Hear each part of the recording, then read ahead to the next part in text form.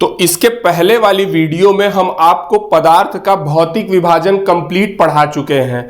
अगर आपने उस वीडियो को नहीं देखा है तो पहले जा करके और उस वीडियो को देखिए, तभी आपको आज की क्लास अच्छे से समझ में आएगी।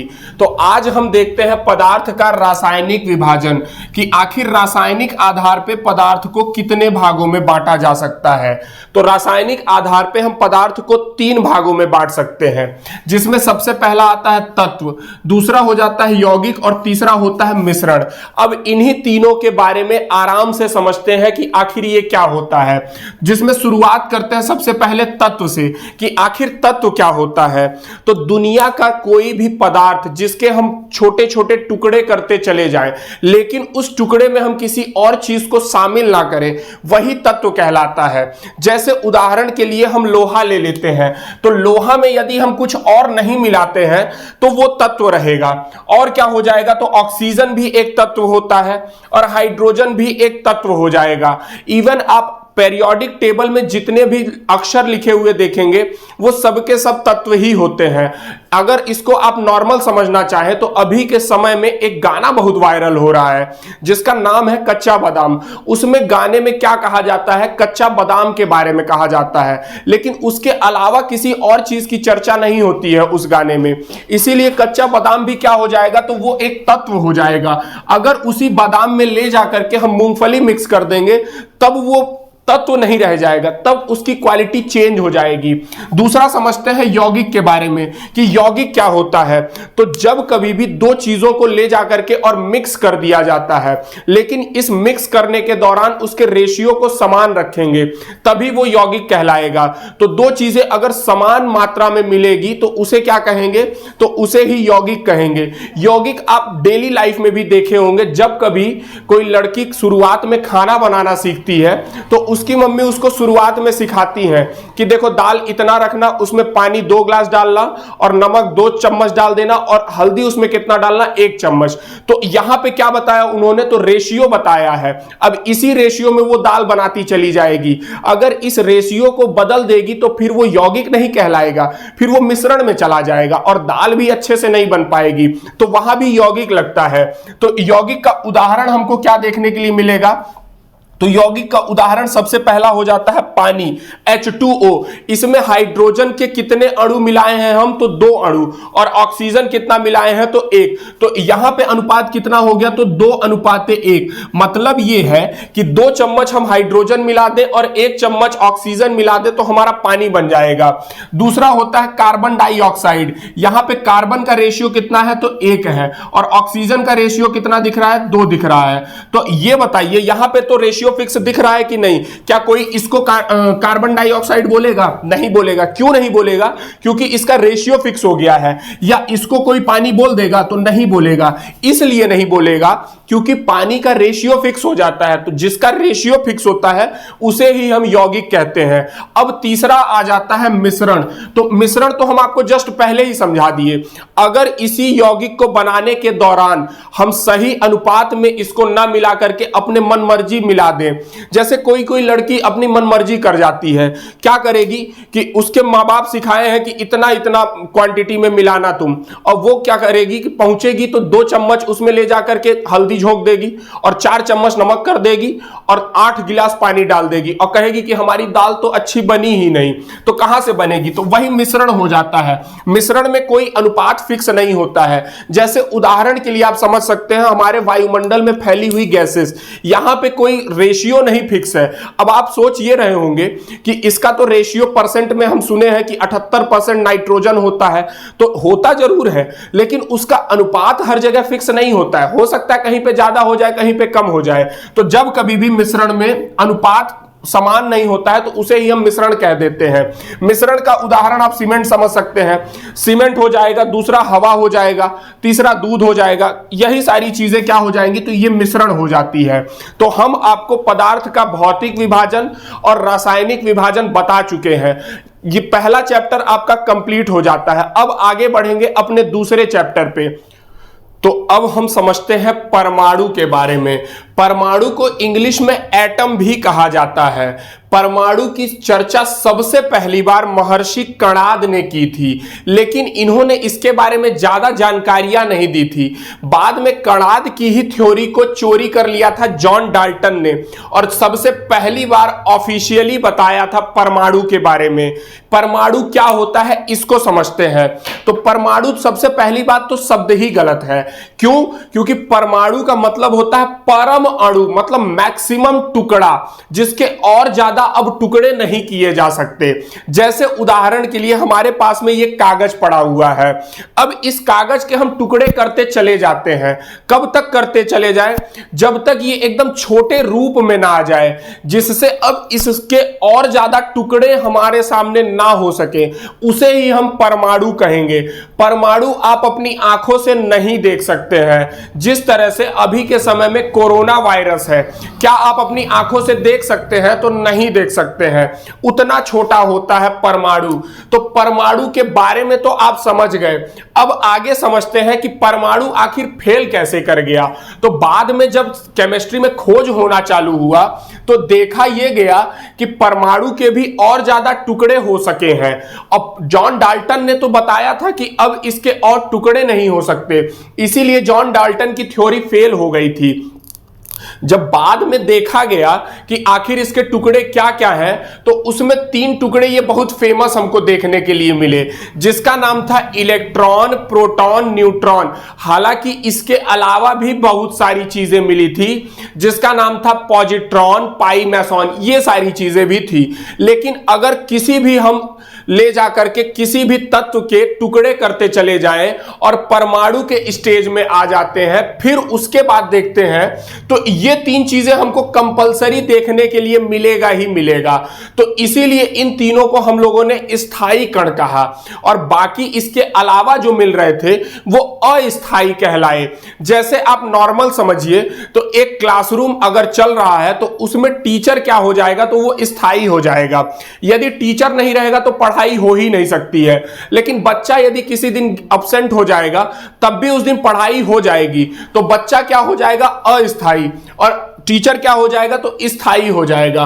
उसी तरह से इलेक्ट्रॉन, प्रोटॉन और न्यूट्रॉन क्या हो जाते हैं? तो स्थायी हो जाते हैं। मतलब ये रहेंगे ही रहेंगे किसी भी परमाणु में। इसके अलावा जो रहेंगे वो रह भी सकते हैं और नहीं भी रह सकते हैं। अब परमाणु हम जब तक आपको केमिस्ट्री में पढ़ाएंगे, तो जब हम परमाणु शब्द बोलेंगे तो आपके दिमाग में यही फिगर आना चाहिए कि बीच में एक केंद्रक होगा और बगल में उसकी कक्षाएं होंगी, बाहर खूब लच्छेदार कक्षा देखने को मिलेगा। अगर ये फिगर आपके दिमाग में आ रहा है तो समझिए कि आप केमिस्ट्री अच्छे से समझ रहे हैं, और अगर ये फिगर नहीं आया आपके दिमाग में तो आप समझिए कि केमिस्ट्री में आप टाइम पास कर रहे हैं केवल। तो बीच में क्या है? तो नाभिक है, और पूरा उठा लेंगे तो क्या हो जाएगा? तो पूरा हमारा परमाणु हो जाएगा। तो परमाणु तो हमको बड़ा देखने के लिए मिला, तो इसकी एक यूनिट से क्वेश्चन पूछता है कि आखिर इसको हम नापेंगे किस में? तो इसको नापने के लिए एक मशीन लगानी पड़ती है जो 10 की पावर -10 मीटर नापता है। 10 की पावर -10 को हम लोग एंगस्ट्रॉम भी कहते हैं। तो ये क्या हो जाएगा? एंगस्ट्रॉम। अब ये बताइए, इसका जो नाभिक है वो बड़ा दिख रहा है कि छोटा? तो आप कहेंगे इसका नाभिक तो छोटा है, तो इसके लिए मशीन भी और जबरदस्त खतरनाक वाली चाहिए जो और ज्यादा जूम कर सके। तो उसके लिए हम 10 की पावर -15 मीटर वाली मशीन लेके आते हैं। 10 की पावर -15 को हम लोग फर्मी भी कहते हैं। ये अच्छे से याद रखिएगा, ये क्वेश्चन बहुत बार पूछा हुआ है कि 10 की पावर -15 क्या कहलाता है? तो फर्मी कहलाता है। अब इस पे आगे बढ़ते हैं, परमाणु मॉडल सिद्धांत देखते हैं। रदरफोर्ड ने दिया था कि रदरफोर्ड का परमाणु मॉडल सिद्धांत क्या था। रदरफोर्ड ने अपने परमाणु मॉडल में सोना का परमाणु लिया। सोना वही जो आप डेली लाइफ में पहनते हुए लोगों को देखे होंगे, उसी का परमाणु लिया था। अब परमाणु शब्द फिर से आ गया, तो हम क्या करते हैं कि बीच में उसका एक नाभिक बना देते हैं और बाहर में उसकी कक्षाएं बना देते हैं, तभी तो परमाणु दिखेगा। परमाणु बन गया हमारा। अब रदरफोर्ड ने क्या किया कि इसी सोना के परमाणु के उसके ऊपर अल्फा कणों की बौछार करा दी थी। तो उन्होंने कुछ बाद में रिजल्ट देखा, इसी रिजल्ट को रदरफोर्ड ने बाद में बताया कि हमने क्या क्या देखा है। तो रदरफोर्ड ने बताया कि ज्यादातर अल्फा किरणें क्या थी कि सीधी ही निकल गई। इससे उन्होंने अनुमान लगाया कि जो ज्यादातर हिस्सा है वो खोखला है, इसीलिए तो सीधे पार कर गई। फिर उसके बाद उन्होंने देखा कि कुछ किरणें अपने रास्ते से ही भटक गई। अगर किरणें रास्ते से भटकी हुई हैं तो उसको भटकाने के लिए कोई ना कोई है, तभी तो भटक गई। जैसे लड़का भी पढ़ने जाता है तो रास्ते में कोई ना कोई उसे मिल जाती है जो उसका ध्यान भटका देती है और ले करके और पार्क में चली जाती है कि आज तुम कोचिंग या स्कूल नहीं जाओ, आज तुम हमारे साथ पार्क में चलो। तो उसी तरह से इन अल्फा कणों को भी किसी ने भटका दिया था। अल्फा कण जो होती है वो पॉजिटिव होती है। इसका मतलब यह है कि इस जो यहां पे रहा होगा नाभिक में, वो कोई ना कोई उसी की तरह रहने वाला आदमी रहा होगा जो उसको भटका दिया है। अब जैसे इंसान रहेगा तो वो इंसान के कारण ही भटकेगा, ऐसा थोड़ी ना है कि वो गाय और बैल देख करके भटक जाएगा, इस तरह से तो होगा नहीं। तो अल्फा कण पॉजिटिव होती है।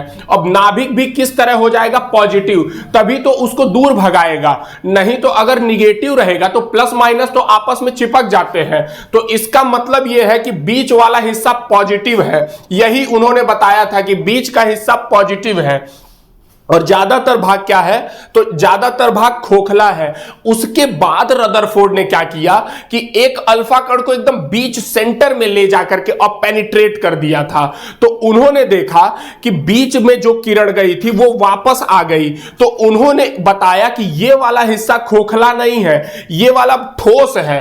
तो उन्होंने इसी ठोस हिस्से को नाभिक नाम दिया था कि ये नाभिक है। तो सेंटर क्या हो गया? ठोस हो गया। यही सारी चीजें रदरफोर्ड ने बताया था। नाभिक के बारे में किसने बताया? तो रदरफोर्ड ने बताया था। अब रदरफोर्ड इतना बताने के बाद में उसकी चर्चाएं हर जगह होनी चालू हो गई और रदरफोर्ड बहुत अमीर हो गया और उसी को देखते हुए लोग उससे जेलस फील करने लगे कि रदरफोर्ड अगर अमीर हो गया है तो हम भी उसी की तरह काम करके अमीर होंगे। तो रदरफोर्ड इतना काम करने के बाद में और अपनी लाइफ जीना चालू कर दिया। बाद में रदरफोर्ड का ही एक असिस्टेंट आया था, उसका नाम था गोल्डस्टीन। तो रदरफोर्ड से वो आकर के बोला कि साहब तुम तो अमीर हो गए, हमको भी कुछ उपाय बता दो तो हम भी अमीर हो जाए। तो रदरफोर्ड ने कहा कि ऐसा है, देखो कि नाभिक में बहुत सारी चीजें होती हैं, तुम भी जाकर के ढूंढ लो, कुछ मिल जाएगा तो फेमस हो जाना। तो ये जैसे ही गोल्डस्टीन को पता चला तो गोल्डस्टीन झाड़ू ले करके और चला गया ढूंढने के लिए। जिस तरह से आप देखे होंगे कि सोनार के दुकान में सुबह उसमें झाड़ू लगाने के लिए कोई ना कोई आदमी आता है, लेकिन सोनार भी होशियार रहता है, वो जानता है कि हमारे सोना का कुछ परमाणु वहां पे पड़े होंगे, इसीलिए वो सामने खड़ा रहता है, देखता रहता है। तो गोल्डस्टीन भी लेकर के झाड़ू और पहुंच गया यही नाभिक में कि चलो हम भी ढूंढते हैं और अमीर बन जाते हैं। तो जब वो ढूंढने लगा तो उसे एक छोटी सी चीज मिली। उस छोटी सी चीज को ले जाकर के और वो रदरफोर्ड के पास में पूछा कि रदरफोर्ड ये बताओ कि यही है क्या नाभिक? तो रदरफोर्ड ने कहा नहीं, ये तो नाभिक नहीं है। तो उसने कहा कि रदरफोर्ड ने कि कहां मिला है तुमको? तो वो बता दिया कि हमको नाभिक में मिला है। तो रदरफोर्ड ने क्या किया कि उसका नाम रख दिया कि इसका नाम प्रोटॉन है। तो इसीलिए आप याद करते हैं कि प्रोटॉन की खोज किसने की? तो गोल्डस्टीन ने की, लेकिन उसका नामकरण किसने किया? तो नामकरण रदरफोर्ड ने किया। यह बेवकूफ था, इसको जरूरत ही क्या थी रदरफोर्ड के पास जाने की?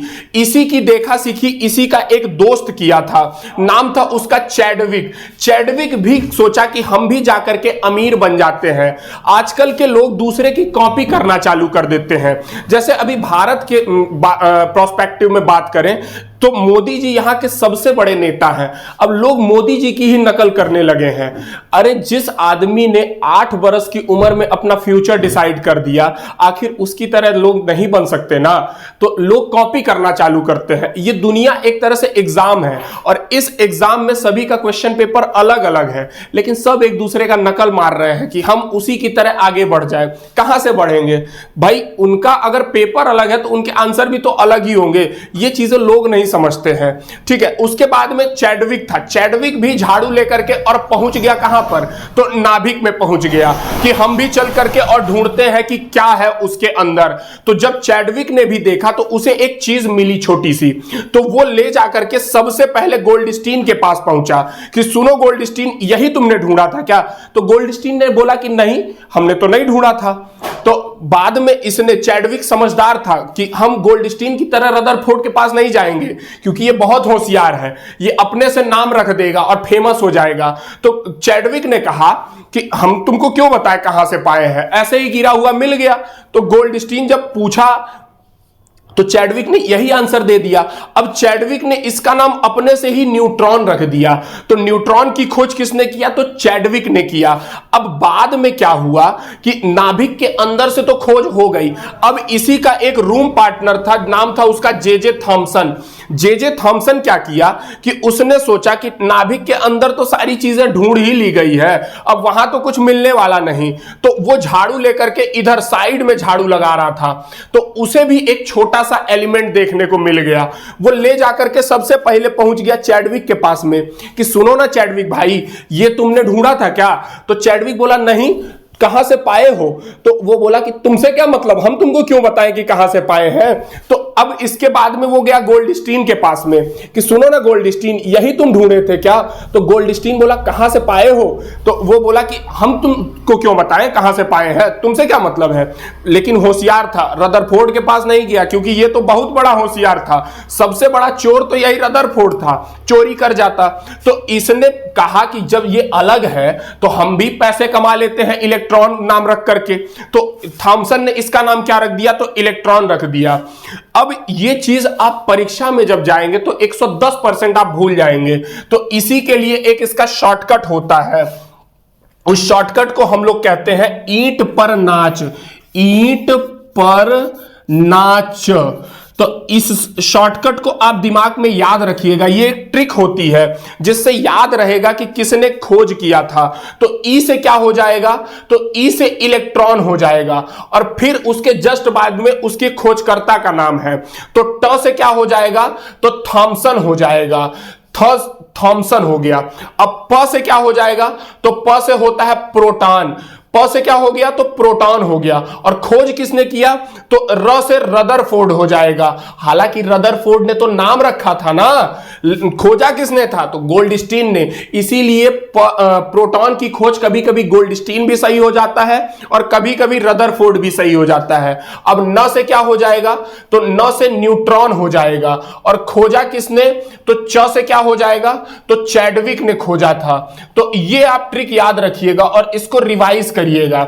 यहां तक की वीडियो आपको हम प्रोवाइड कर दिए हैं, यहां तक आप अपनी तैयारी को आगे बढ़ाइएगा और इसके बाद फिर आगे के टॉपिक के वीडियोस आपको प्रोवाइड कर दिए जाएंगे, जिससे आप अपनी पढ़ाई को दिन दुगुना और रात चौगुना आगे बढ़ा करके अपने मां बाप के सपनों को पूरा कर सकें। मिलेंगे नेक्स्ट क्लास में, तब तक के लिए वंदे मातरम।